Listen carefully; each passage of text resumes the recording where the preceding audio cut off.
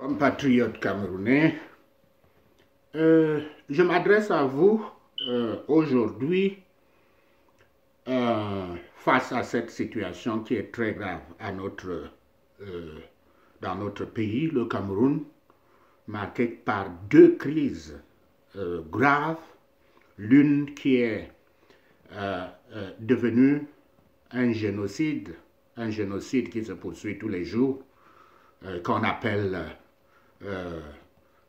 crise anglophone, mais qui est en réalité une guerre civile dans le Cameroun occidental, anglophone. Et puis, l'autre crise, la crise électorale, où tous ceux qui se sont présentés comme les véritables opposants au régime Biya, il les fait arrêter et jeter en prison. Je voudrais d'abord faire un peu d'histoire pour expliquer ce que c'est que le régime que Biya dirige et qui le présente comme une curiosité mondiale, une dictature qu'on ne comprend pas, une dictature tellement violente, terroriste, beaucoup ne parviennent pas à s'expliquer à l'intérieur du Cameroun comme à l'extérieur. Je veux dire ceci, je vais vous montrer que Paul Biya est un monstre pour les Camerounais, mais un ami pour ses maîtres extérieurs, parce que il n'est rien d'autre qu'un nègre de l'intérieur, une expression de Malcolm X qui expliquait qu'il y avait dans les plantations aux États-Unis deux genres d'esclaves. Il y avait les esclaves qui servaient dans la maison du maître et qui se sentaient privilégiés par rapport aux autres esclaves des champs qui vivaient à l'écart. Et le fait qu'eux, ils vivaient dans la maison du maître, mangeaient dans la maison du maître, avaient un toit où ils pouvaient dormir meilleur que les autres. Parfois, ils défendaient leur maître plus que leur maître eux-mêmes. C'est ça les nègres de l'intérieur. Et je vais vous expliquer en quoi Paul Biya est un nègre de l'intérieur, un collabo du colon depuis l'époque coloniale. Il faut d'abord revenir en arrière. Le Cameroun que nous avons aujourd'hui, c'est une possession coloniale parce que le colon allemand qui était parti du littoral pour commencer la conquête et l'occupation de nos territoires et de nos nations précoloniales, avait fait ses frontières, avait tracé ses frontières arbitraires. Arbitraires, pourquoi? Parce que, par exemple,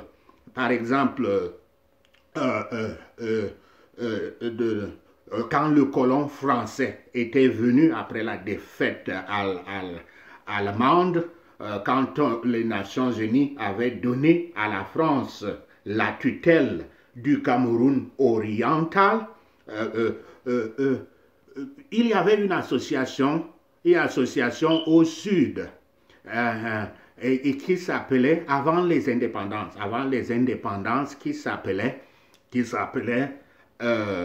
Elarayon, la réunion de la nation, la nation Fan, comme on l'appelait du côté du Gabon et de la Guinée équatoriale, et que nous appelons aujourd'hui Ekan, du mythe de cette histoire, du nom qui nous vient d'une vête.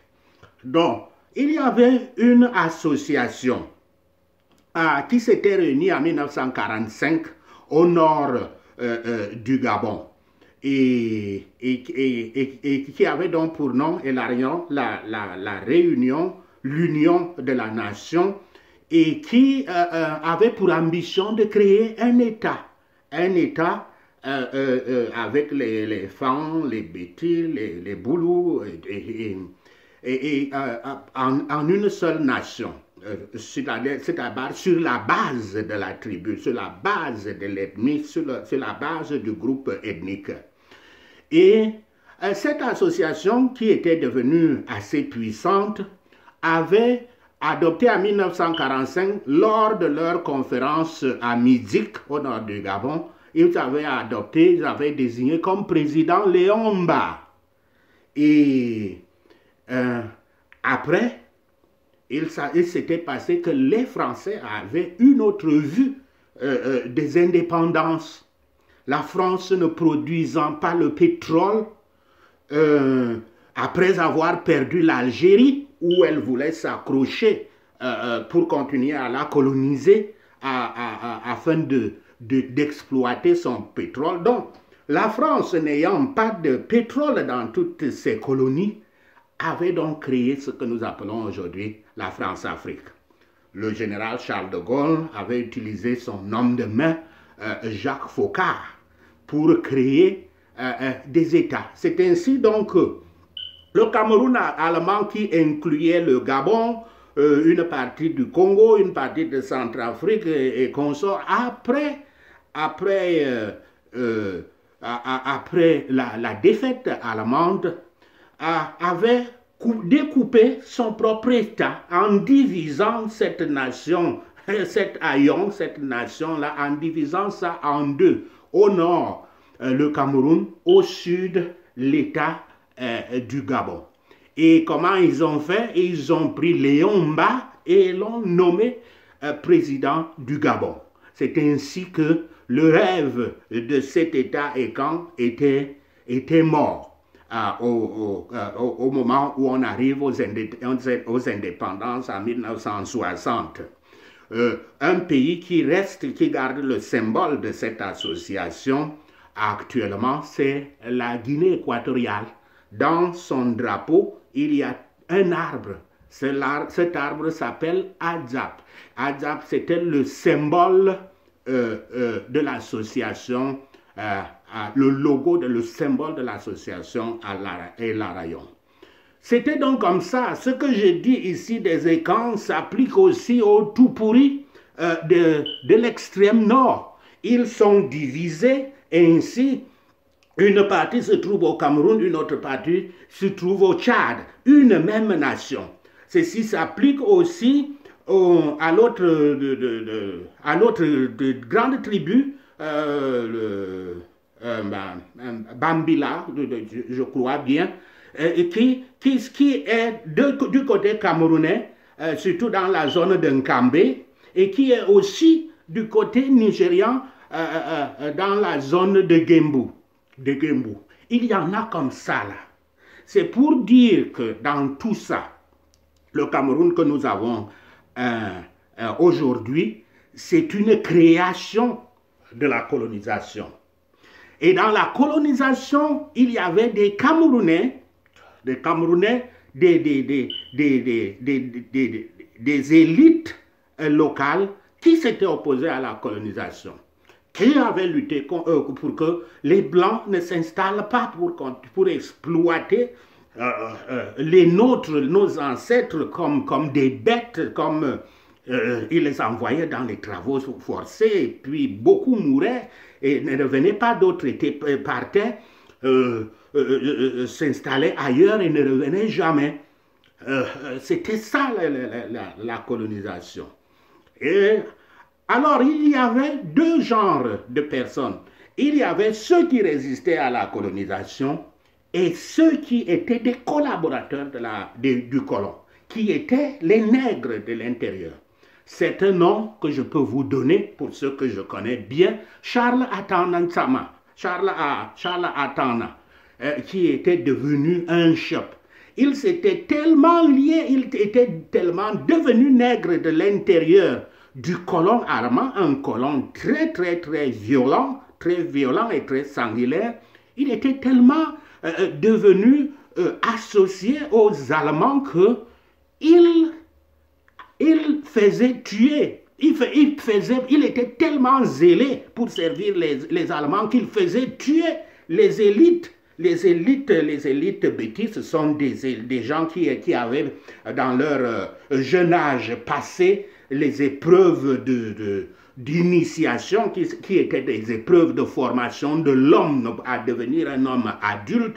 Et quand on sortait de ces épreuves, on partait enfant, on sortait adulte et on commençait à créer son village. En fait, un domaine dont la société de Béti qui était une sorte d'aristocratie composée de beaucoup de domaines, mais qui ne connaissait donc pas de roi.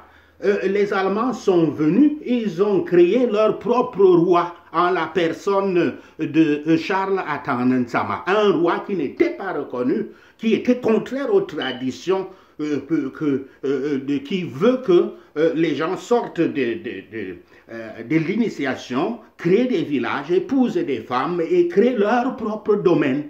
Et le pays des Bétis, des Boulous, des Fans, c'était un ensemble de domaines indépendants. On peut dire les seigneurs de leur propre nom quand on les appelle les Nti, les Bétis, les seigneurs. Et c'était donc comme ça. Mais avec le colon allemand, quand il avait vu cela, il n'avait pas trouvé que cette indépendance soit une bonne chose pour lui parce qu'il tenait à occuper et à opprimer, à soumettre tout le monde, tous nos ancêtres afin de les exploiter.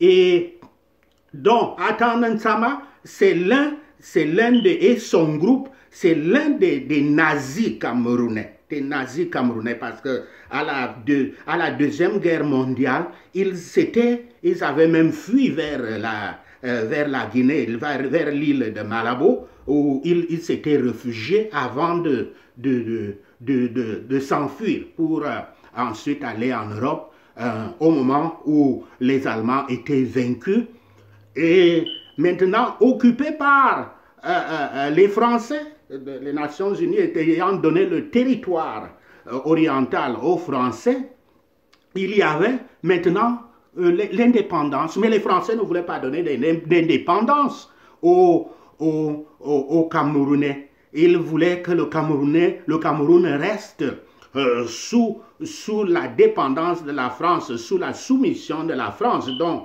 ils avaient organisé une fausse indépendance où ils allaient diriger à travers leurs fantoches, leurs hommes fantoches avec la peau noire.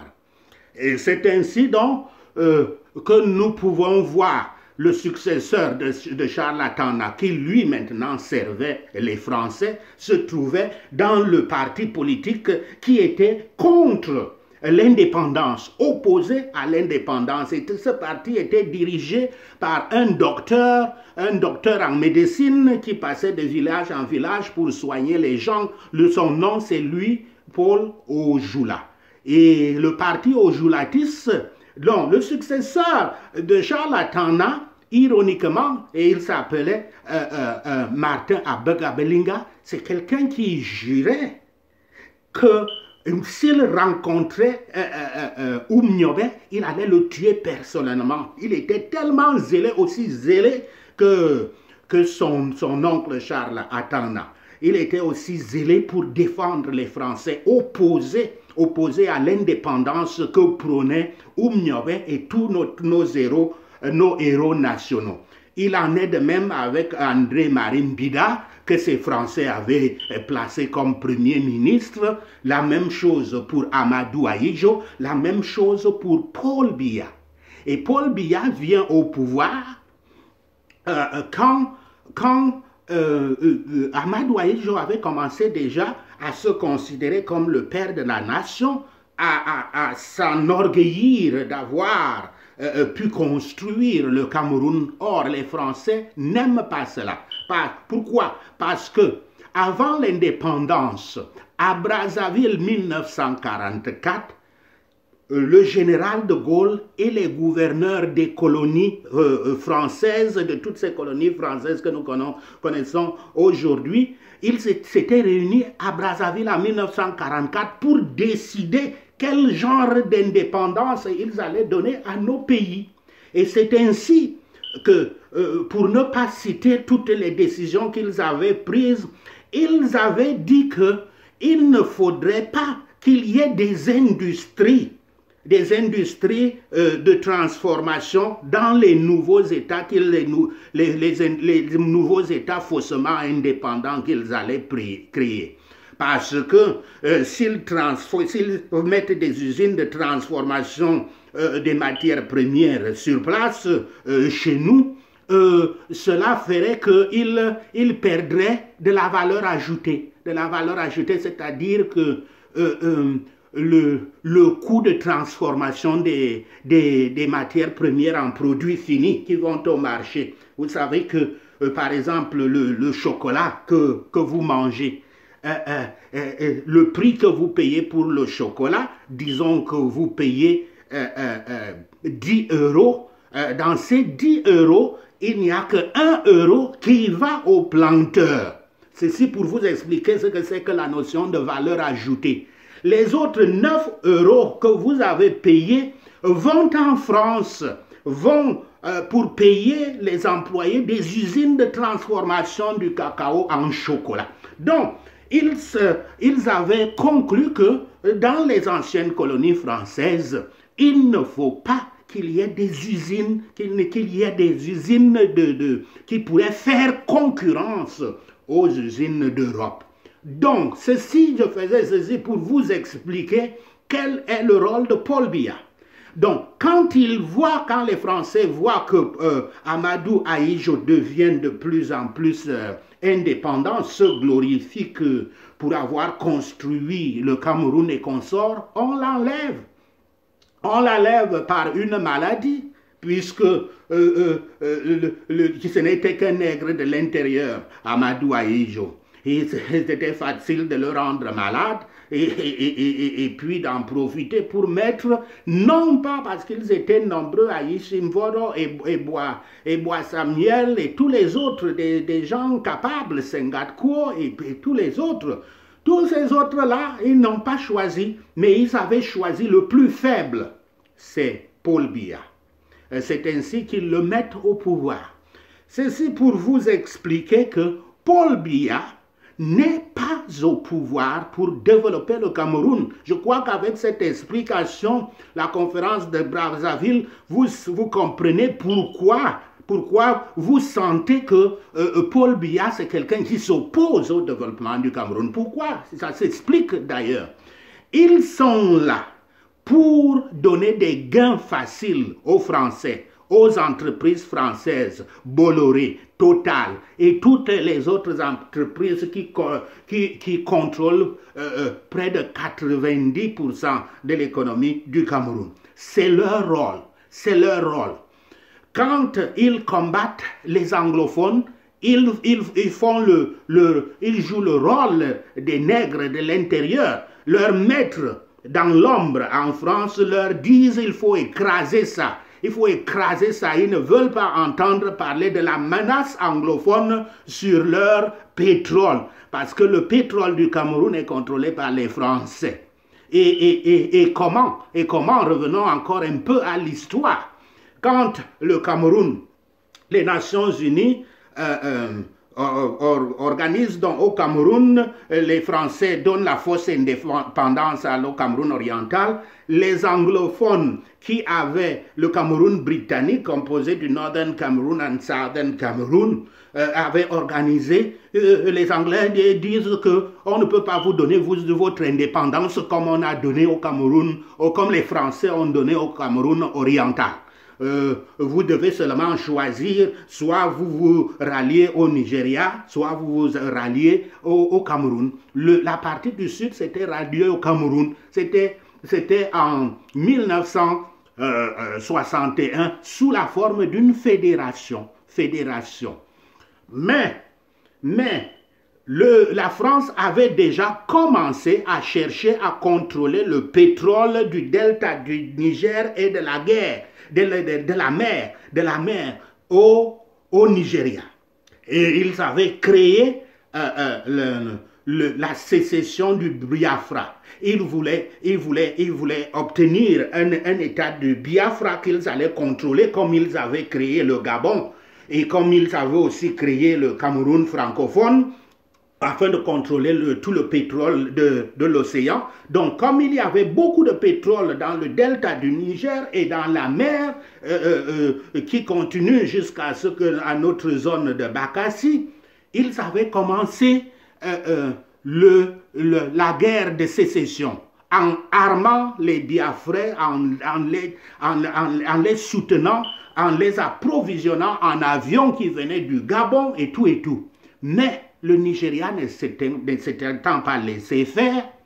C'est une guerre qui avait duré plusieurs années et qui s'était conclue vers 1970 avec des millions de morts. Et c'est là où le mot génocide avait été créé, parce qu'il y avait eu génocide des Biafrais. Donc, après avoir donc perdu le Biafra, en 1970, quand la guerre finit avec les horreurs de la guerre, les Français se tournent maintenant au Cameroun et disent à leur nègre de l'intérieur, à Ijo, et son homme de main, Paul Biya, qui était à l'époque son secrétaire général de la présidence et juriste, Paul Biya, bon, il leur dit, bon, cette affaire de fédération ne va pas, parce que si les anglophones continuent à s'auto-gérer eux-mêmes, ils seront une menace pour notre pétrole que nous contrôlons là, dans la mer de Limbé, de Bakassi et consorts. Et c'est ainsi qu'ils demandent à leur pion Aïdjo et Paul Biya de faire un référendum qui non pas qui sera tenu seulement dans le Cameroun anglophone, le Cameroun occidental anglophone, mais dans tout le Cameroun. Et puis, quand vous faites ce référendum, utilisez toutes les fraudes massives possibles. Et c'est ainsi que le 20 mai 1972, il y a ce référendum qui annule la fédération du Cameroun. Le Cameroun actuel, tel qu'il est actuel, avait été créé le 31 octobre 1961 comme une fédération. Mais à cause de ce pétrole, on a annulé la fédération et nous nous retrouvons, et c'est là que le problème anglophone avait commencé. Beaucoup d'anglophones disent non, jamais. Nous étions partis dans cette union avec les autres sur la base fédérale. Nous ne pouvons pas accepter jusqu'à l'heure actuelle où, quand ils reviennent, même le SDF avait ramené le problème au début de 1970, ils ont écrasé ça. Le SDF était revenu avec la proposition de la décentralisation, ils ont pris la décentralisation, l'ont adoptée en 1996, mais ne l'avaient jamais appliquée. Parce que le système est un système français, contrôlé par les Français, dirigé par les nègres de l'intérieur qui sont pour Biya. Et ces gens-là, s'ils développent le Cameroun, les Camerounais se sentiront indépendants, parce que si tu es riche, tu te sens indépendant. Et tu ne dépendras donc plus du régime. Ils tiennent absolument à ce que tout le monde dépende d'eux. Le régime de Biya tient absolument à ce que tout le monde dépende d'eux et tout le monde doit manger dans leurs mains, tout le monde doit donc rester pauvre. C'est pour ça que le Cameroun ne peut jamais décoller. Le Cameroun peut décoller s'il y a des investissements publics, c'est-à-dire des routes qui mènent partout au Cameroun, qui désenclavent toutes les régions, de façon que chaque personne qui produit dans sa région, sans avoir besoin de se déplacer à Douala ou à Yaoundé, pour produire ses produits, et les écouler sur le marché. Et c'est ainsi qu'il y aurait développement. Mais le régime comme celui de Biya est contre cela. On lui demande que le peuple doit prendre son propre destin en main puisque vous ne réalisez pas les investissements publics que le peuple demande. De toutes les régions sont enclavées. Les gens demandent qu'ils veulent s'auto-gérer eux-mêmes, qu'ils veulent avoir une part de leurs impôts à gérer eux-mêmes, créer eux-mêmes leur propre route. Ils disent non. Les anglophones donc demandent ça en fin 2016, qu'il faut que le Cameroun retourne à la fédération. Ils disent niet et ils envoient l'armée qui est en train de les écraser actuellement. D'autres qui sont restés du côté francophone se sont dit peut-être qu'on peut aller dans les élections et peut-être on peut parvenir à en finir avec ce régime diabolique, terroriste qui terrorise les Camerounais. C'est le cas du professeur Maurice Kamto et des autres qui étaient partis. Moi, personnellement, je leur demandais, vous allez où? Vous allez où? Le régime contrôle tellement le système électoral. Le système électoral est tellement bloqué par des fraudes que personne d'autre que Biya ne peut gagner. Et quand vous y allez, ils ont déjà pris des lois antiterroristes qui considèrent les manifestants dans les rues comme des terroristes, comme ils ont fait des anglophones et consorts. Ça va finir comme ça. Comment? Bon. Ils sont partis et nous connaissons le résultat aujourd'hui. Ils ont essayé de manifester, ils sont dans la prison. Et ce qui revient à ce que nous disons toujours, il y a 3 places pour les véritables opposants au Cameroun. Soit dans une tombe, soit en prison, soit en exil. Et c'est comme ça, et c'est cette loi qui a été appliquée à